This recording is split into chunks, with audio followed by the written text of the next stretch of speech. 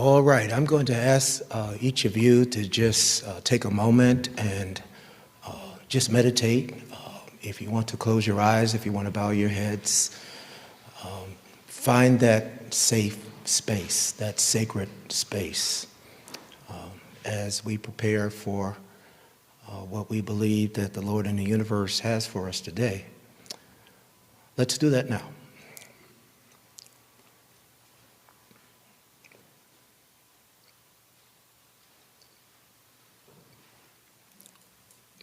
Thank you. First of all, good morning, everyone. Good morning, everyone. I do not feel that I am a guest. I certainly feel that I'm a friend.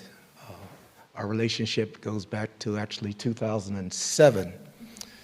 And for those of you that don't know me, I am Lehman Bates. I'm pastor of Ebenezer Baptist Church. I've served there for 19 years. I arrived in 2006, and in 2007, I was invited, and this is really a lead-in into the message today. I was invited to a meeting of a group known as Impact. Those of you that are familiar with Impact, because I understand that this church is a member of Impact, at the time back in 2006, they wanted to meet with me because I was the proverbial newbie in the area, but also because there was a concern by this particular group that there was not a lot of representation by African-American pastors. And so I thought maybe they just wanted to pick on me because I was new. And so I met with them, and they shared with me what their concerns were. I let them know that, I'm not from this area. I just recently arrived. I certainly can't speak for those pastors who have been here, but what I can do is I can certainly broker a meeting between your group and these pastors. And so we did that. As a result of that, I ended up meeting some very interesting and intriguing and wonderful people. Two of those people were Leslie and David Takahashi Morris. Those of you that know them, if you look at me and if you look at them, there is nothing outwardly or externally that you would think or consider that we would have something in common. The wonderful thing is that we met spirit to spirit. There's not everyone that you're going to connect with in that way, but we were able to do so. And that started a relationship. It started a connection, and it started a network. And it is the reason why I am actually here today. With that said, I think it has been announced what I'm going to share with you today. That particular title, of course, is borrowed from a 1984 song that was sung by Tina Turner. Realizing the fact that that was back in 1984, which is over 41 years ago, some of you may not know that particular song. But of course, the song and the title is that I'm going to utilize today is this: what's love got to do with it? The reason why I coined this particular theme, one, because I knew that it would get your attention. But not only that, what I realized that in my own life, and again, I say this from a position of one who has served and has been with you now for over 17 years. We have shared together. We have shared together in missions. We have shared together in our community, attempting and striving to make a difference. And what I've learned in my own journey is this: I think we all can say that we all have a journey.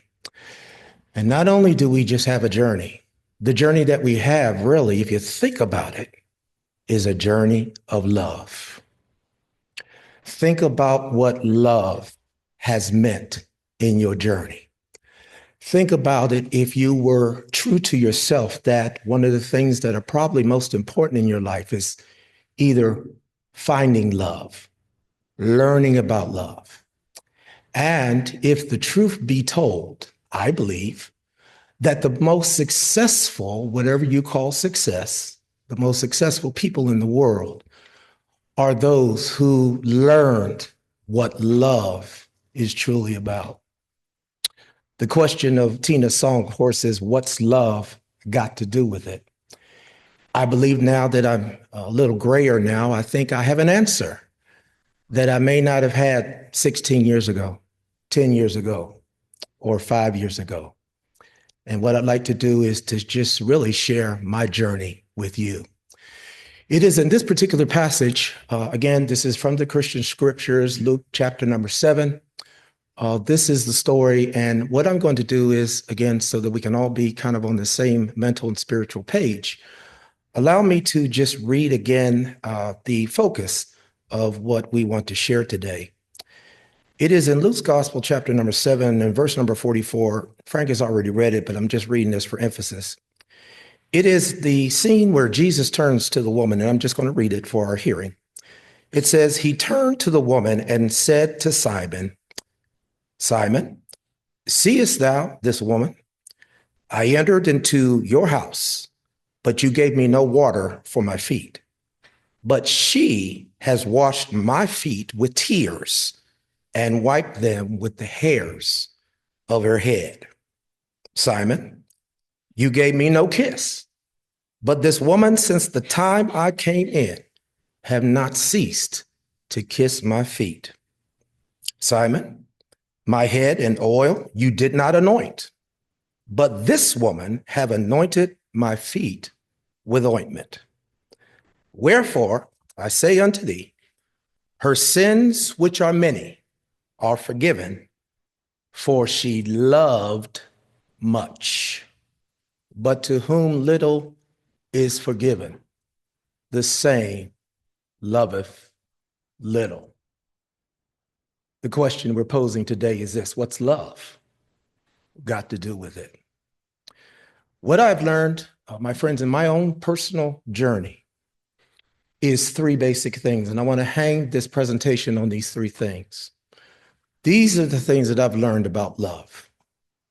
Love reaches, love bleaches, and love teaches. I'm going to say that again. Love reaches, love bleaches, and love teaches. Number one, love reaches. In the original etymology of the word reach, reach has not just a dual meaning, but it has many meanings. You can use the verb reach in different types of applications. In one case, you can use the word reach to mean to extend out or to depart. In another case, you can use the word reach in the sense of an arrival, the fact that you are on a trip and you are going to reach a certain destination. I like to think of an analogy to help you understand where I'm going, is that if I say that love reaches, then it's kind of like an airplane trip. You have a departure and you have an arrival.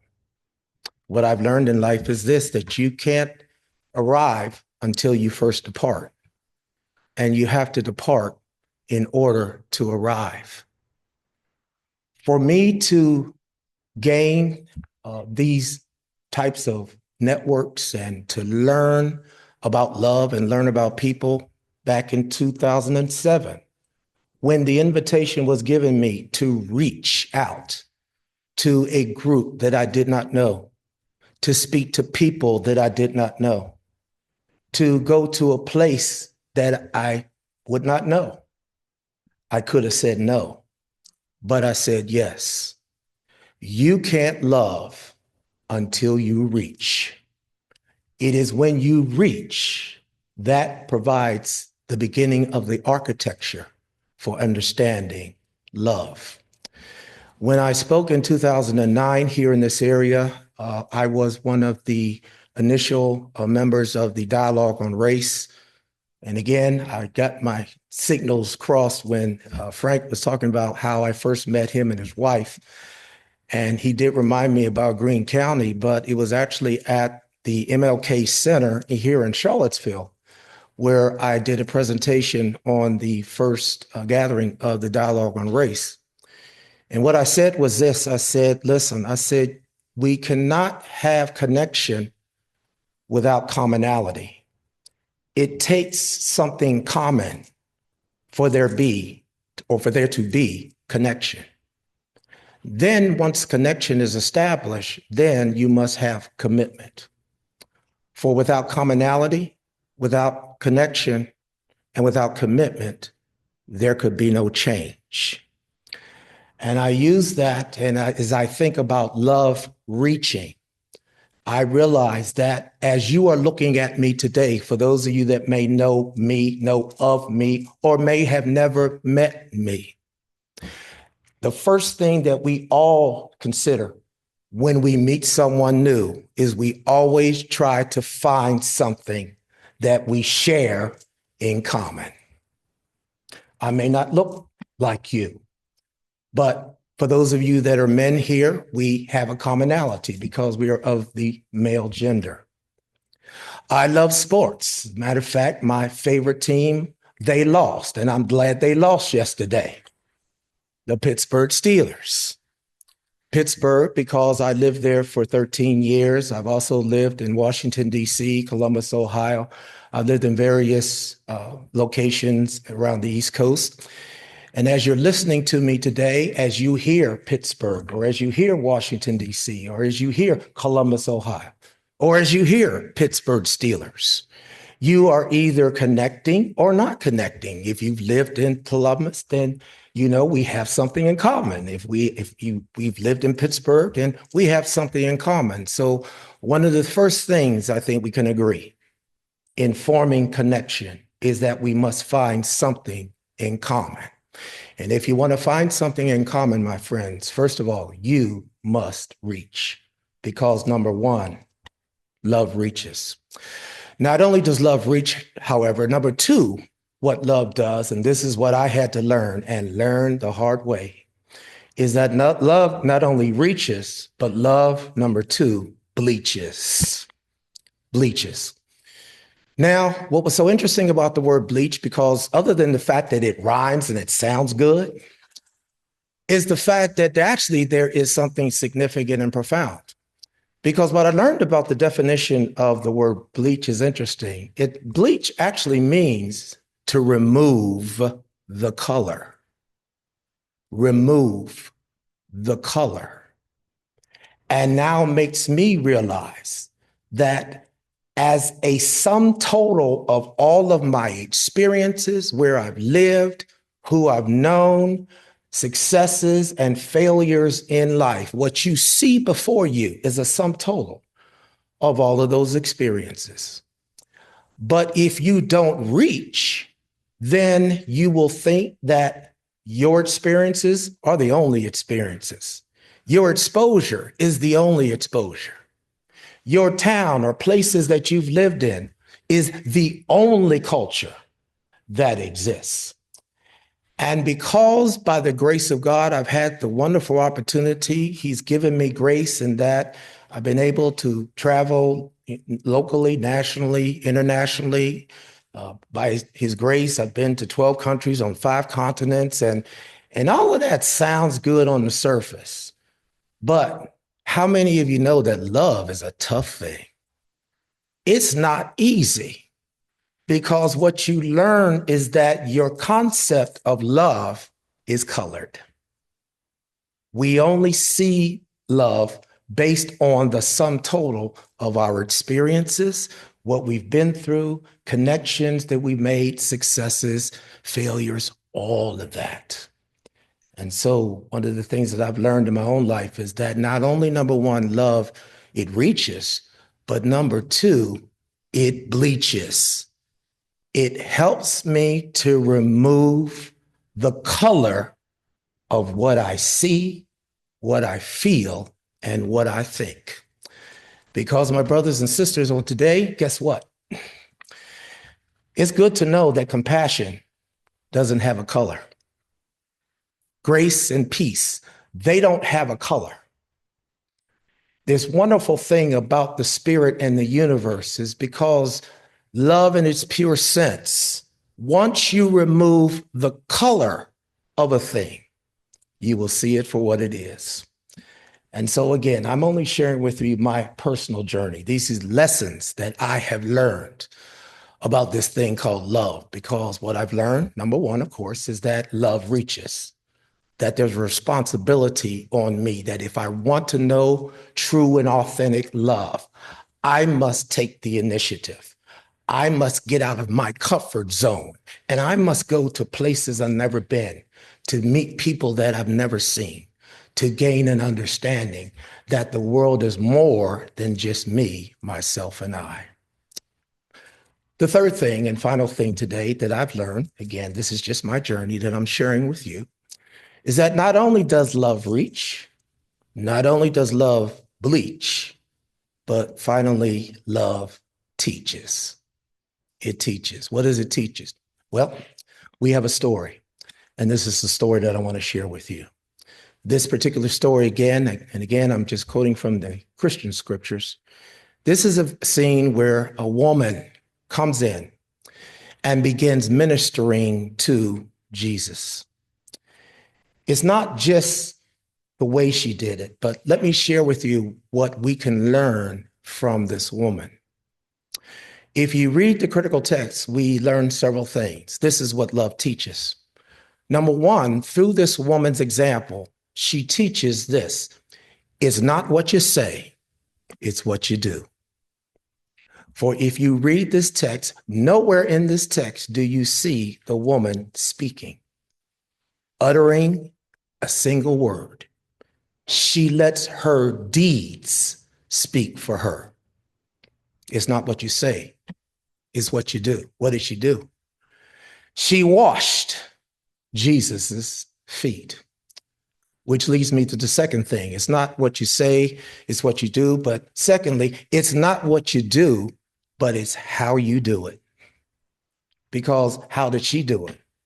It wasn't the fact that she just washed her feet, but it's the way she did it. She washed her feet with her hair. She used her tears as water, and she anointed Jesus's head. Again, lessons of love. What does love teach? It teaches, number one, it's not what you say, it's what you do.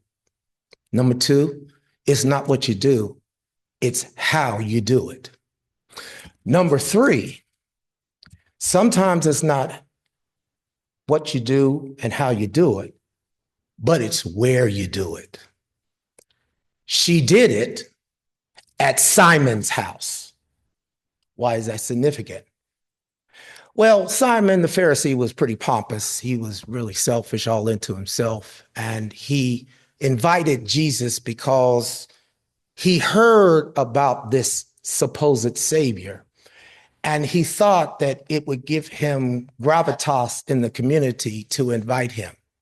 Not necessarily because he had any particular love or affinity for him, but who knows what the motivation was for Simon to invite Jesus. Jesus eventually exposes Simon for him and what he did and why he did it. But Jesus had other reasons. Could it be that Jesus accepted the invitation not for Simon, but for the woman? It's not what you say, it's what you do. It's not what you do, it's how you do it. It's sometimes it's not how you do it, but it's where you do it. My friends, maybe that's the reason that the best way that love can be shared is in a place, in a location of hate. I was always wondering why the Spirit led me to places that I didn't want to go, to meet people that I didn't want to know. Now I understand. Because if I really want to understand love, again, love reaches, bleaches, it teaches. What does it teach? It's not what you say.